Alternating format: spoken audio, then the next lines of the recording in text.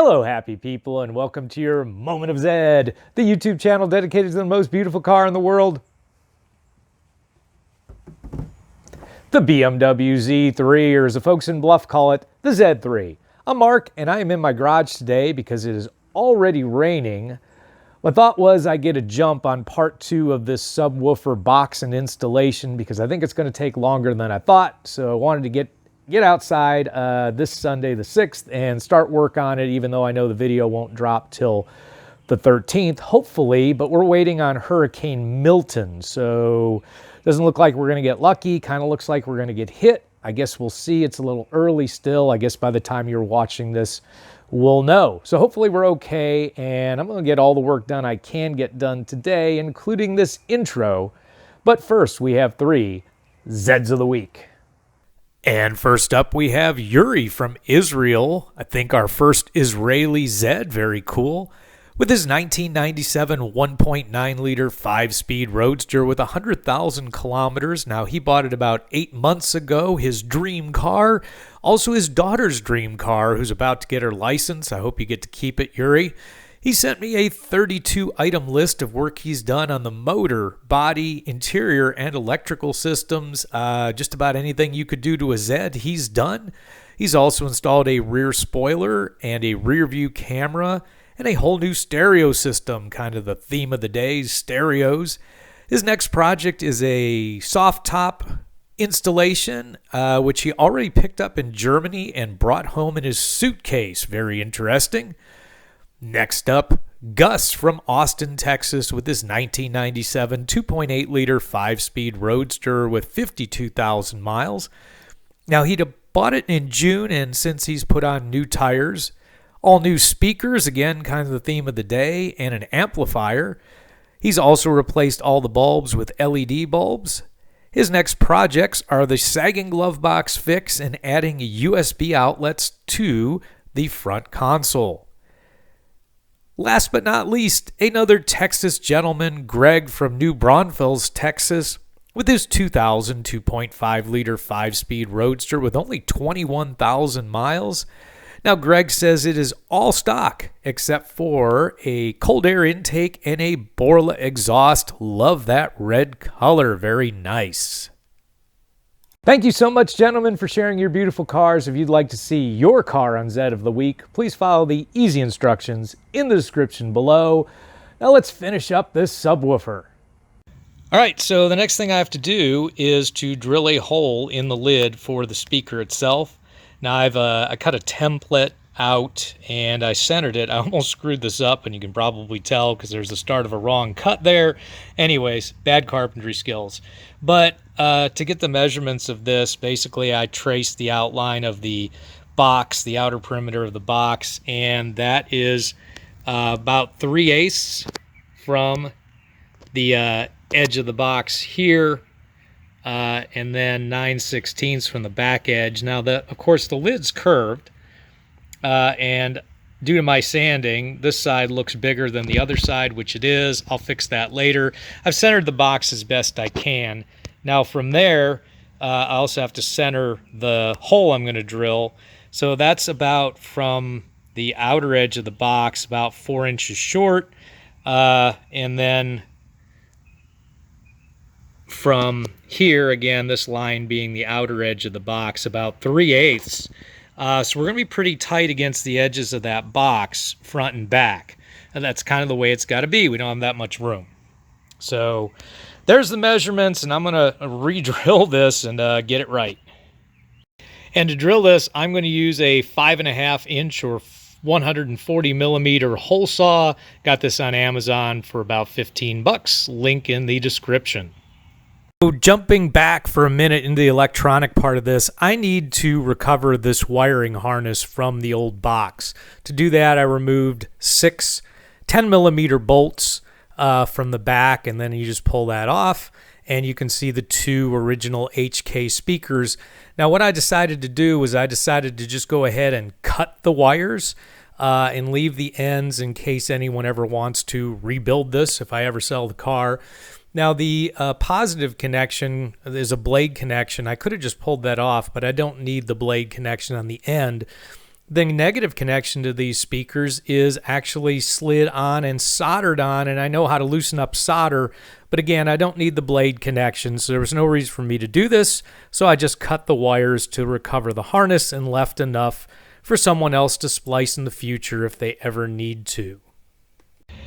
Okay, before I put the box lid onto the box, just to let you know, I had to sand this hole a little bit bigger. Didn't quite fit the speaker, and I'll show you what speaker I'm going to use here in a minute. I didn't trust my ability to put this lid onto this box by hammering through an inch of MDF into that half-inch lip. Didn't think that would be too accurate, so instead I drilled and countersunk wood screws along what'll be the perimeter of the box, and it's hard to see those holes, but there's the wood screws poking through, and then I will just take and press this box on top of the lid.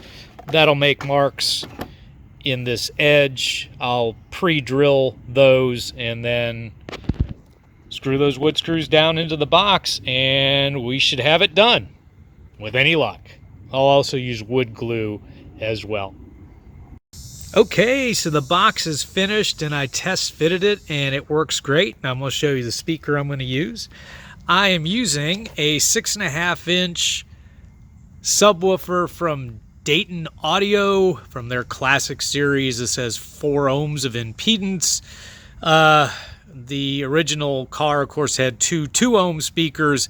How I'm going to wire this is a little up in the air right now, but anyways, this was about $45 on Amazon. This is not the best. You really want the best, go with a Rockford Fosgate or a Kicker for double or triple the price, but I figured this was good enough. Again, once that tops down, the sound gets a little muffled anyways. With that, I'm going to use this Kinter Cable 16 gauge speaker wire. Again, link to all this from Amazon too. Link to all this in the description. Again, 16 gauge, probably more than our original wires, but these are the parts I'm going to use, and we'll figure it out from here. Okay, so next thing I did was I drilled the smallest hole that would get my 16 gauge speaker wire through, so you can see that sticking out the back. And then my lovely and amazing wife, and it's difficult to do, put vinyl over the lid, and I would say that it might be easier to do the vinyl first before you put the lid on, and then the vinyl would be tucked under the lid. I'm just not sure what that does to the acoustics, don't know, but as far as getting the vinyl on, it would be a lot easier. So let me show you the top.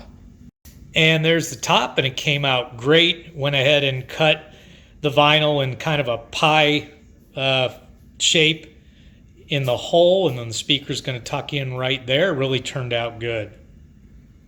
All right, next we're going to connect the speaker, and this is pretty straightforward. I've got the cable in there, and pretty simple, red to red, push that in, clamps, and then non-red to black, and we're all connected up. And then this is just going to go in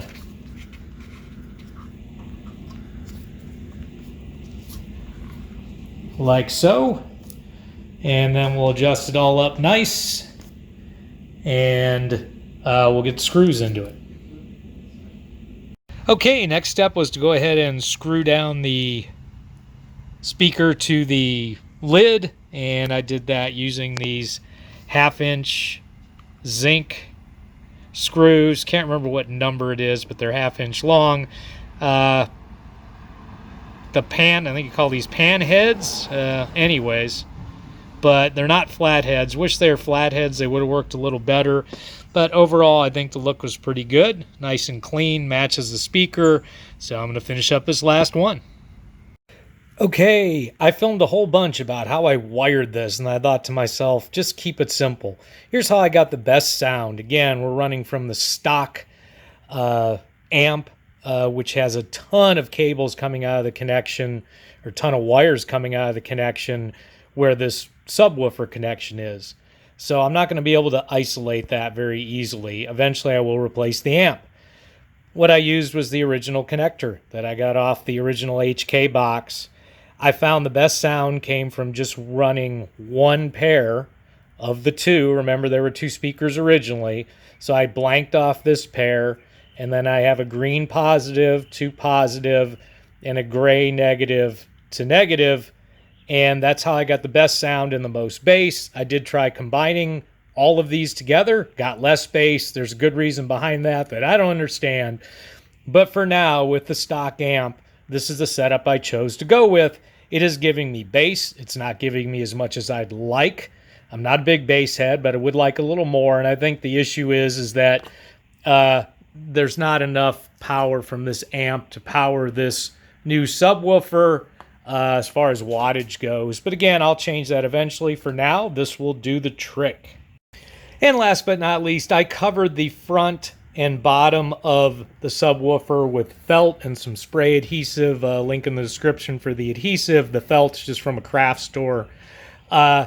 To kind of isolate it from the car, and also so when you look through the old grill on the front of the box, you see black instead of tan, so it'll look a little cleaner. That's why I did that. Here it is, final, looking good, looking like it belongs. And I went with black vinyl because it was too hard to match the tan with vinyl I could find. It is playing music right now. I don't have the music turned up because I'll get a copyright violation, but there is proof that it's working. Watch the bouncing Q-tip. The only other thing I want to do is get a grill for that. I just got to find one that I like and order it, and then I'll put a grill on that to protect the speaker. Otherwise, I think it turned out fantastic. So folks, there you have it. More difficult than I thought, and I thought it would be pretty difficult. Took me a while to figure out the wiring, but the speaker is working. Do I think it's perfect? No, but I'm pretty happy with the results. Obviously, I have a lot of other parts on this system to replace, and I think it will obviously keep improving the sound. If you found this content valuable, as always, please crush that like button, and until next time, remember, friends don't let friends drive boring.